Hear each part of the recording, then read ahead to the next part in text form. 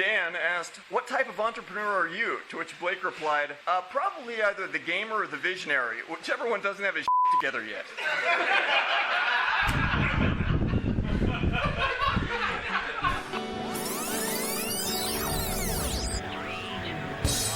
Hey, podcast listener, even if you are alone in your entrepreneurial pursuit, know that today, right now in your earbuds, you are joined by thousands of entrepreneurs all around the globe seeking to do the same thing you are. If you want to know more about this program or this podcast, or want to get barraged by a lot of annoying pop-ups, check out our website, lifestylebusinesspodcast.com.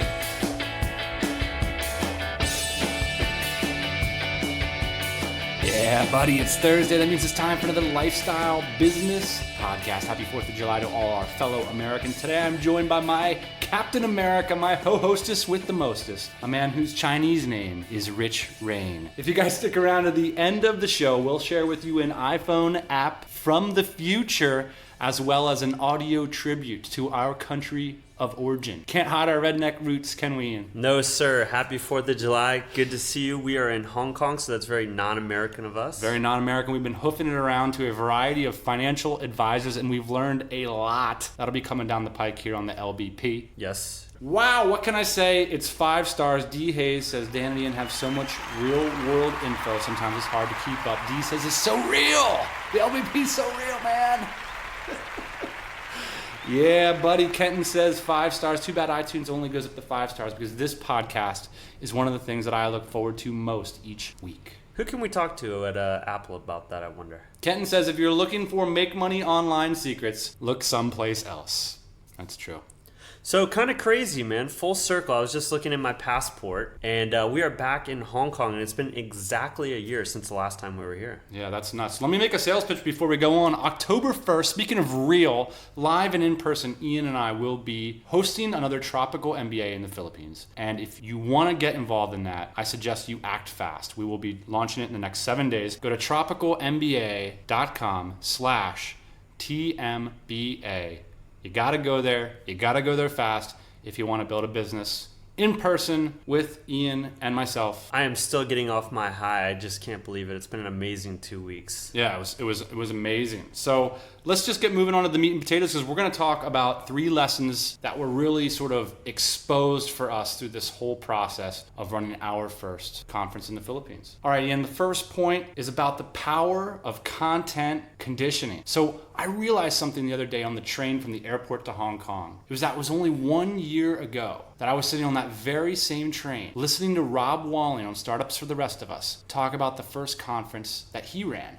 And I remember that episode because it just had such a huge impact on me. Like, I was so inspired listening to, because it just was the quintessential bootstrapping product. Mm-hmm. And it was so cool to hear his insider perspective, but I kind of forgot about it.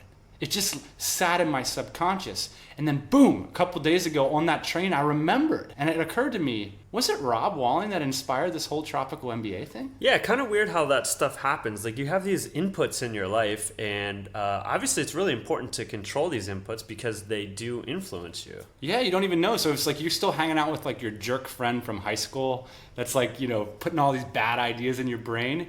You might launch some bad idea a year from now. Who knows? But the core lesson here is to really take seriously and be proactive about who you're spending time with and the kinds of media that you're putting into your system, because that stuff counts. I got to stop looking at TMZ so much. The number 2 point is to look at how people are moving their feet rather than how they're moving their mouth. There's a lot of built-in assumptions into the way that we operate every day. One of the things that was happening in our business is we were always talking about internships because everybody was like, hey man, you guys are so smart with these internships, you should run more of them, blah, blah, blah, blah. But after 2 years of talking about internships, we only had 20 internships placed. Maybe 5 or 6 entrepreneurs sponsored internships. Most of them are closest friends, Sean, the AdSense Flippers, Chris Ducker. These people are few and far between, right? They have successful businesses. They're willing to be mentors. This is a really difficult thing to do. Now compare that with the hundreds of people who applied for the internships. Now, here was the key thing. Our assumption was that these people wanted internship. Right. But what we needed to do is step back and look at the core problem that we were trying to solve, which is these people didn't want to be interns. They wanted to be entrepreneurs. Right. And interning was a stepping stone to get to the entrepreneur That's right. stage. So, and this is something that I think a lot of entrepreneurs have a problem with, is sometimes to solve the root problem that you're trying to solve, you need to cannibalize one of your products. Yeah. And for us, that means we're done talking about internships, man. Tropicalworkforce.com does not exist anymore because I can't find enough entrepreneurs to throw these things. We'll continue to do it. We'll continue to encourage our friends to do it. But we're going to focus on the root problem. We've got hundreds of people that want to become location-independent entrepreneurs.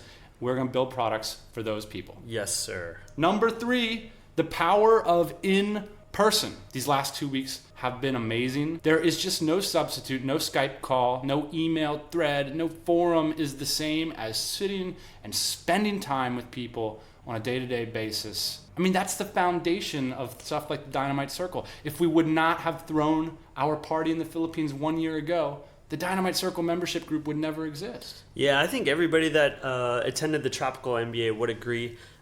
Sometimes it's hard to get away for 2 weeks, but it has been invaluable to be able to sit down with people, talk to people, learn about people's business, become friends with people in 2 weeks. Speaking of friends and learning about people's business, I want to take the time this episode to share with you the entrepreneurs that came to the Tropical MBA so that you can see the inside, hear about the broad range of ideas and personalities that come to the table and make it happen. I mean, it's not just blowhards like myself and technical geniuses like Ian who can get businesses off the ground. It's an amazing variety of people that are trying to make this thing happen. Yeah, everybody came to the Tropical MBA with an idea and a goal. JP, for example, he had the goal of starting a brand new e-commerce business, and by the time he left, he wanted to have his first sale. It was so cool when he announced to the group that he had his first sale, and in fact, he actually had 3. So Ian, one of the most inspiring moments at the Tropical MBA for me was a little bit surprising. The last day we had scheduled these exit interviews, so I had the opportunity to sit down with every person for at least a half an hour for each person and just sort of, inventory their thoughts and feelings about the future and about the event and about what we could have done better and about, what they feel like their prospects are. And about 5 minutes of each interview I put onto tape for the benefit of the LBP listeners. So, number one, the LBP listeners can hear about what kind of startups they're running or what kind of small businesses they're running. Because it's really fascinating just to hear about, what other entrepreneurs are doing outside of me and you. Right. And the other thing I asked them about was, how they felt about the Philippines. Because this is something, the Philippines isn't like other places in Southeast Asia. It's not like a bunch of Europeans hanging out on a resort beach, it's like pretty crazy. This is cowboy country. Yeah, and so I just was like, what do you guys think coming into this place? And I won't speak for them. I'm just going to put the answers onto the LBP.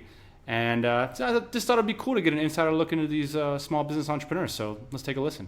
Here we go. This is your first time in the Philippines. What is your impression of this place? I mean, how would you describe it to people that are like, I'm thinking about visiting the Philippines? What was your impressions? My expectations of the Philippines, it was pretty bad actually. Like I heard a lot of bad stuff about Manila and that it was dangerous. But this place is pretty far out. There's all kinds of stuff I've never seen before here. Kind of accessibility of the Philippines is a notch higher than Thailand, I think. Everybody seems friendly. You get a lot of smiles and hellos walking down the street. Everything's so cheap and everything is so accessible. I don't make a ton of money and I feel like a baller while I'm here. It's cowboy country. It's a total adventure. Definitely the way that you get here. It feels like an adventure anywhere you go.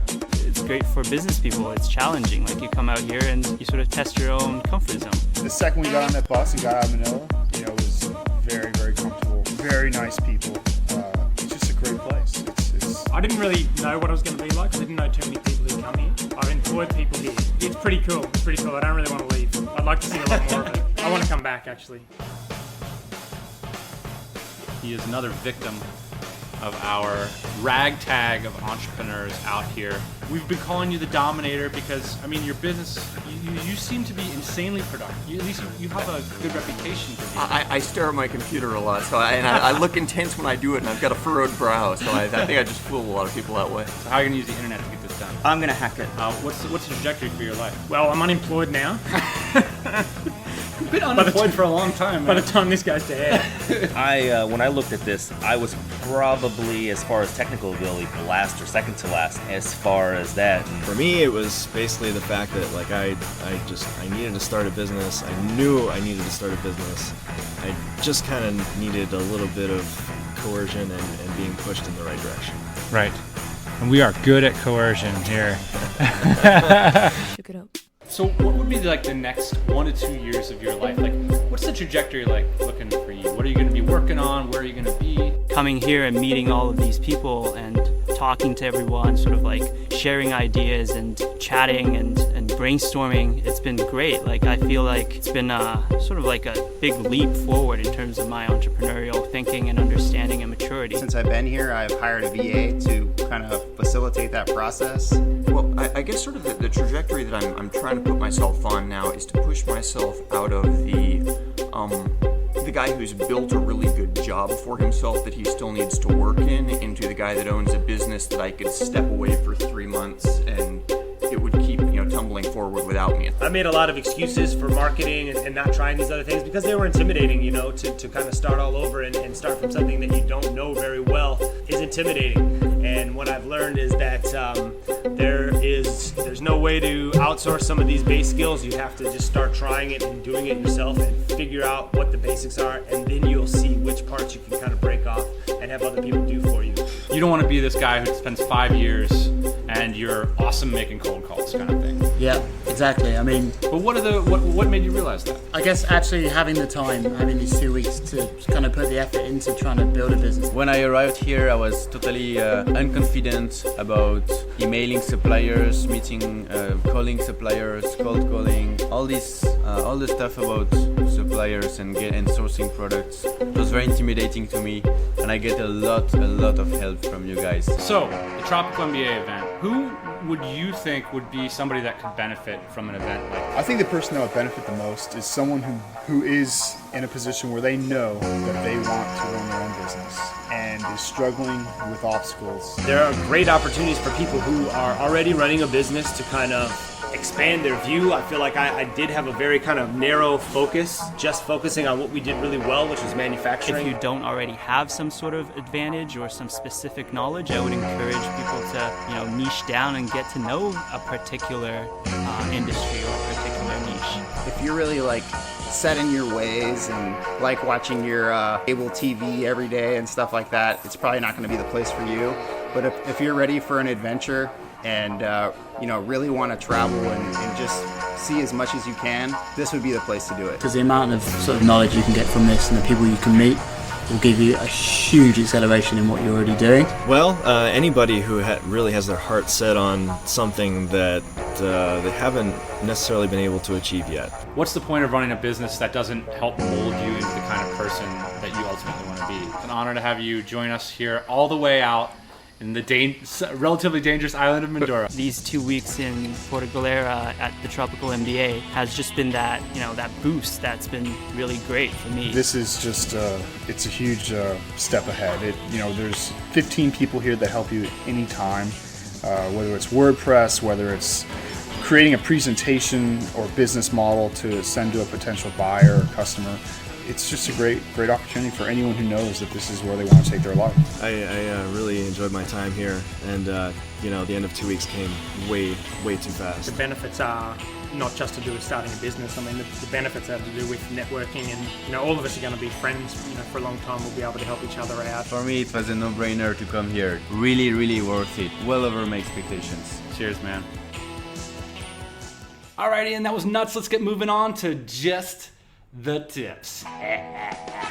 All right, guys, look, if you want to join us at the Tropical MBA October 1st, check out tropicalmba.com/TMBA. Can I turn that into a jingle? Yeah, we already got shirts.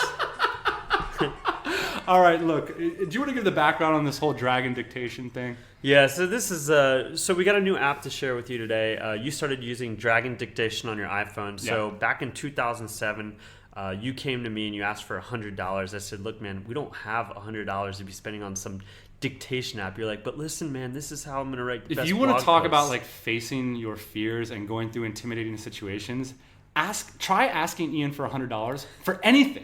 It's like, look, my cousin has cancer. He's 7 years old. Like, it's the most intimidating thing you'll ever go through in your entire life. Come on. All right, so the problem was I knew this wasn't going to work in 2007. Lo and behold, it didn't work. But now Dragon Dictation has a new app out, and you're singing a little bit of a different tune now. Yeah, I mean, the software is better. It's free. It's on the iPhone, and basically you fire up the app, you hit the red button in the middle, and you start talking, and the app writes down what you said. That's like some CIA jams, man. It's really cool. It's really useful if you're taking walks and you want to take notes, and then when you get back to your computer, you got all that stuff right on your iPhone. Good for driving, too. It's good for driving. All right, we're going to leave you today with a little music mix that we pulled together as a tribute to our home country, the good old USA. What would be an American podcast without a little jingoism every now and then? Yeah, buddy. All right, guys. Thanks for joining us on the Lifestyle Business Podcast. We'll see you next Thursday morning. Happy 4th of July.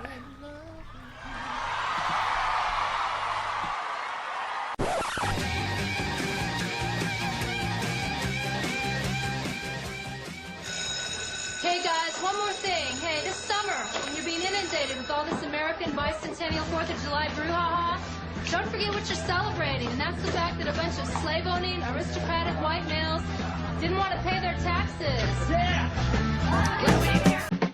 Hey, everybody. Thanks for listening. Don't be shy. We've got a mailing list, lifestylebusinesspodcast.com. Go there, get yourself signed up, and we'll keep you up to date.